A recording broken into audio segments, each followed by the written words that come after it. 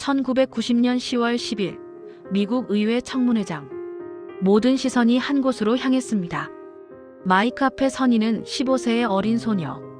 그녀의 이름은 나이라였습니다. 그녀의 얼굴에는 공포와 슬픔이 가득했고 목소리는 떨렸으며 금방이라도 눈물을 쏟아낼 듯 했습니다. 그녀는 어렵게 입을 열었습니다. 이라크 군인들이 쿠웨이트의 한 병원에 난입했다고 말했습니다. 그들은 인큐베이터에 있던 아기들을 꺼내 차가운 바닥에 버렸고 그 아이들은 그대로 죽어갔다고 증언했습니다. 그 충격적인 이야기는 청문회장을 넘어 미국 전역에 생생하게 방송되었습니다. 수천만 명의 미국인이 그녀의 증언을 지켜보았습니다. 수많은 이들이 나이라의 떨리는 목소리와 슬픔에 잠긴 눈동자를 보며 함께 분노했습니다. 그날 이후 걸프 지역에서 벌어지던 분쟁은 더 이상 먼 나라의 복잡한 정치 문제가 아니게 되었습니다. 그것은 명백한 도덕적 분노를 유발하는 절대로 용납할 수 없는 야만적인 행위로 비춰졌습니다. 잔혹한 이라크 군인의 모습은 미국인들의 가슴에 깊이 새겨졌습니다. 당시 미국 사회는 이라크에 대한 군사 개입을 두고 심각하게 분열되어 있었습니다. 전쟁에 반대하는 여론은 결코 만만치 않았고 많은 이들이 외교적 해결을 촉구했습니다.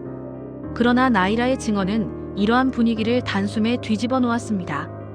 국민들의 감성을 자극하고 이라크에 대한 분노를 극대화하는 촉매제가 된 것입니다.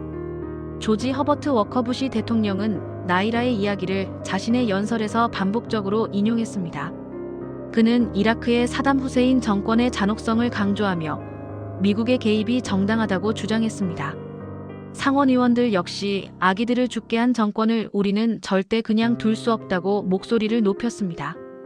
이러한 야만적인 행위를 방관하는 것은 인류의 의무를 저버리는 것이다라고까지 말하며 여론을 더욱 부추겼습니다. 결국 이 증언은 전쟁의 결정적인 전환점이 되었습니다. 미국 상원은 이라크에 대한 무력 사용 승인안을 표결에 붙였고 52대 47이라는 불과 5표 차이의 근소한 결과로 무력 사용이 승인됩니다. 나이라의 증언이 없었다면 과연 이러한 결과가 나올 수 있었을까요? 많은 이들은 그렇지 않았을 것이라고 분석합니다. 그렇게 전쟁은 시작되었습니다. 쿠웨이트를 이라크의 점령으로부터 해방시킨다는 명분 아래 미국은 걸프전에 뛰어들었습니다. 하지만 전쟁이 끝난 뒤 승리의 환호성이 채 가시기도 전에 또 다른 충격적인 이야기가 세상에 드러나기 시작했습니다. 그것은 나이라 증언에 숨겨진 진실이었습니다. 1992년 미국의 탐사 보도를 통해 나이라 증언의 배우의 거대한 조작극이 있었다는 사실이 밝혀졌습니다. 나이라라는 이름으로 증언했던 그 소녀의 진짜 성은 알사바였습니다. 그녀의 아버지는 다름 아닌 당시 주미 쿠웨이트 대사였던 사우드 알사바였습니다. 나이라는 평범한 전쟁 피난민 소녀가 아니라 쿠웨이트 왕족 가문의 일원이었던 것입니다. 그녀는 쿠웨이트의 병원에서 자원봉사를 한 적도 없었고 이라크 군인들에게 인큐베이터 아기들이 살해당하는 장면을 목격한 적도 없었습니다. 그녀는 전쟁 당시 쿠웨이트에 머무르고 있지도 않았습니다. 증언 자체가 새빨간 거짓말이었던 것입니다. 더 충격적인 점은 이 모든 증언이 미국의 대형 홍보회사인 히렌 놀튼이 주도한 거대한 홍보 전략의 일부였다는 폭로였습니다. 쿠웨이트 정부는 미국 여론을 움직여 걸프전 개입을 유도하기 위해 히렌 놀튼을 고용했습니다. 히렌 놀튼은 이 대가로 무려 1150만 달러를 받았습니다. 그리고 그들은 대중의 감정을 자극할 가장 효과적인 방법을 찾아냈고 그 결과가 바로 나이라의 눈물이었습니다. 히렌 놀튼은 나이라에게 거짓 증언을 하도록 지시했고 그녀의 증언을 미국 언론과 정부에 효과적으로 전달하며 여론을 조작했습니다. 이 사건은 현대사회에서 홍보회사가 어떻게 대중의 인식을 조작하고 심지어 전쟁까지 선동할 수 있는지를 극명하게 보여주는 사례로 남게 됩니다. 초기에는 국제인권단체들조차 이 주장을 사실로 받아들였습니다. 국제 엠네스티는 나이라의 증언을 바탕으로 이라크군이 쿠웨이트 병원에서 미수가 수백 명을 살해했다는 내용의 보고서를 발표하기도 했습니다. 그러나 전쟁 후 추가 조사를 진행한 결과 국제 엠네스티는 인큐베이터 아기 학살에 대한 직접적인 증거를 확보하지 못했고 결국 기존 발표를 철회했습니다. 이는 국제인권단체마저도 전쟁 프로파간다에 휘말릴 수 있음을 보여주는 씁쓸한 대목입니다. 미국 방송사 ABC 뉴스의 취재 결과도 마찬가지였습니다. ABC의 존 마틴 기자는 이라크군이 인큐베이터를 훔쳐 아기들을 죽게 했다는 주장이 사실이 아니라고 보도했습니다. 전쟁 중 의료 시스템이 붕괴되면서 신생아가 사망한 사례는 분명히 있었지만 나이라가 증언했던 것처럼 인큐베이터에서 아기들을 꺼내 바닥에 방치했다는 핵심 주장은 전혀 확인되지 않았던 것입니다. 이 사건은 이후 국제정치학과 언론학에서 잔혹행위 선전의 대표적인 사례로 반복적으로 언급됩니다. 전쟁 상황에서 인간의 감정은 가장 강력한 무기가 됩니다. 특히 아이와 관련된 이야기는 대중에게 가장 큰 도덕적 충격과 분노를 불러일으킵니다. 이러한 분노는 정책 결정을 밀어붙이는 강력한 힘이 됩니다. 물론 걸프전이 단 하나의 거짓 증언 때문에 일어난 것은 아닙니다. 석유 문제, 중동 지역의 안보 균형, 냉전 종식 이후 국제 질서의 재편 등 복합적인 요인이 복잡하게 얽혀 있었습니다. 그러나 분명한 것은 나이라의 거짓 증언이 미국 내에서 전쟁 개입 여론을 형성하고 정치적 결정을 가속화하는 데 결정적인 역할을 했다는 점입니다. 한 소녀의 눈물은 단순한 감정 표현이 아니었습니다. 그것은 강력한 상징이 되었습니다. 그 상징은 언론을 통해 반복적으로 보도되었고 정치인의 연설 속에서 확대 재생산되었으며 미국 시민들의 감정을 효과적으로 자극했습니다. 그리고 시간이 흐른 뒤 우리는 이 모든 진실을 알고 나서 묻게 됩니다. 1990년 10월 10일 그 청문회장에서 울던 어린 소녀 나이라는 무엇을 알고 있었을까요? 그녀는 자신이 전한 말이 어떤 파장을 일으킬지조차 몰랐던 거대한 정치 전략의 순진한 도구였을까요? 아니면 모든 것을 알고도 연기를 했던 것일까요? 전쟁은 언제나 총성과 폭발, 대규모 군사작전으로만 시작되는 것은 아닙니다. 때로는 카메라 앞에서 흘린 한 번의 눈물, 단 몇 분의 증언이 역사의 방향을 완전히 바꾸기도 합니다. 1990년 10월 10일 나이라가 발언했던 그 4분의 시간은 미국 사회의 분위기를 뒤흔들었습니다. 그리고 결과적으로 세계는 전쟁으로 향했습니다. 지금 우리는 그 이후의 진실, 즉 나이라 증언의 허구를 명확히 알고 있습니다. 그러나 그때 그 당시 우리는 무엇을 보고 있었을까요? 우리는 나이라의 눈물을 진심으로 믿었을까요? 당신이라면 그 눈물을 믿었겠습니까? 진실이 가려진 채 감정만이 남발되던 그 순간 우리는 과연 무엇을 믿고 무엇에 분노하며 어떤 결정을 내렸을까요? 나이라 증언 사건은 오늘날에도 끊임없이 우리에게 질문을 던지고 있습니다. 정보의 홍수 속에서 우리는 무엇을 믿고 무엇을 의심해야 하는가? 그리고 그 믿음과 의심이 불러올 결과는 과연 무엇인가?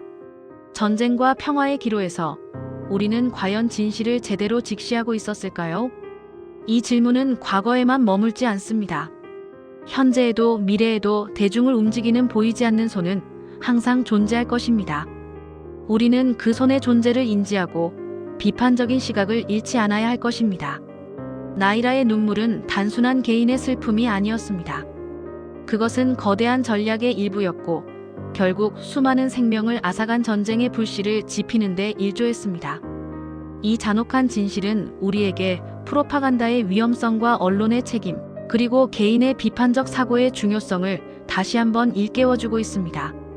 과연 우리는 그 눈물 뒤에 숨겨진 진실을 분별할 지혜를 가지고 있었을까요? 나이라 증언은 단순한 해프닝을 넘어섰습니다. 이는 국제관계, 언론 윤리 그리고 대중 심리를 다루는 중요한 사례 연구로 자리매김했습니다. 히렌놀튼과 같은 홍보회사들이 어떻게 정교한 여론 조작 기술을 사용하여 국가의 운명을 바꿀 수 있었는지에 대한 냉철한 분석은 오늘날에도 유효합니다. 특히 정보의 확산 속도가 상상할 수 없을 만큼 빨라진 현대 사회에서 우리는 매일같이 수많은 정보와 주장들을 접하게 됩니다. 이 과정에서 나이라 증언과 같은 잔혹, 행위 선전이 더 교묘하고 은밀한 형태로 재현될 가능성을 경계해야 합니다. 거짓 정보는 사회적 혼란을 야기하고 불필요한 갈등을 증폭시키며 심지어는 실제적인 폭력과 전쟁으로 이어질 수 있기 때문입니다. 그렇다면 우리는 이러한 정보 조작에 어떻게 대처해야 할까요? 첫째, 비판적 사고 능력을 함양하는 것이 중요합니다. 어떤 정보를 접했을 때 그 정보의 출처는 어디인지, 누가 어떤 의도를 가지고 이 정보를 전달하는지, 객관적인 사실에 근거하고 있는지 등을 다각적으로 질문하고 검증하는 습관을 들여야 합니다. 둘째, 다양한 관점과 정보를 접하려는 노력이 필요합니다. 하나의 정보원에만 의존하는 것은 편향된 시각을 가질 위험을 높입니다. 여러 매체와 전문가들의 의견을 비교하고 교차 검증함으로써 정보의 진실성에 더 가까이 다가갈 수 있습니다. 셋째, 언론의 역할과 책임을 끊임없이 요구해야 합니다. 나이라 증언 사례에서 보았듯이 언론은 진실을 밝히는 중요한 역할을 하기도 하지만 때로는 의도치 않게 혹은 의도적으로 정보 조작에 동원될 수도 있습니다. 언론이 투명하고 공정한 보도를 통해 대중에게 신뢰할 수 있는 정보를 제공하도록 사회 전체가 감시하고 요구해야 합니다. 나이라 증언은 단순히 한 시대를 풍미했던 충격적인 사건으로만 치부될 수 없습니다. 그것은 인류 역사를 통틀어 반복되어 온 프로파간다의 본질을 보여주는 상징적인 사례입니다. 고대 로마 시대부터 현대에 이르기까지 권력자들은 언제나 대중의 마음을 움직여 자신의 목표를 달성하려 했습니다. 그리고 그 과정에서 감정적 호소와 과장된 주장은 가장 효과적인 수단으로 활용되었습니다.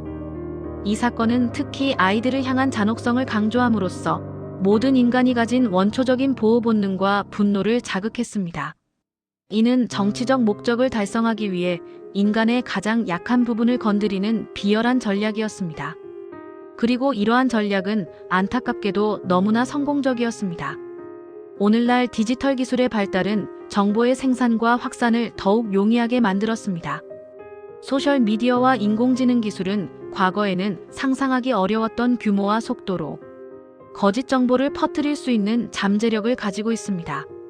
딥페이크 기술과 같이 실제와 구별하기 어려운 가짜 영상과 음성이 만들어질 수 있는 시대에 우리는 나이라 증언과 같은 사건이 더욱 정교하고 은밀하게 재현될 수 있음을 인식해야 합니다. 따라서 우리는 과거의 교훈을 통해 미래를 준비해야 합니다. 나이라 증언 사건은 단순한 역사의 한 페이지가 아닙니다. 그것은 끊임없이 우리에게 경고를 보내는 살아있는 교훈입니다. 진실을 추구하고 거짓을 경계하며 비판적인 시각으로 세상을 바라보는 것이야말로 정보의 폭풍 속에서 우리의 판단력을 지키는 유일한 방법일 것입니다. 이 비극적인 사건의 진실이 밝혀진 지 수십 년이 흘렀지만 그로부터 얻은 교훈은 여전히 우리의 사회와 정치, 그리고 개인의 삶에 깊은 울림을 주고 있습니다. 우리는 과연 그 교훈을 제대로 배웠다고 말할 수 있을까요? 아니면 여전히 눈물과 감정에 쉽게 휘둘리는 존재로 남아 있을까요?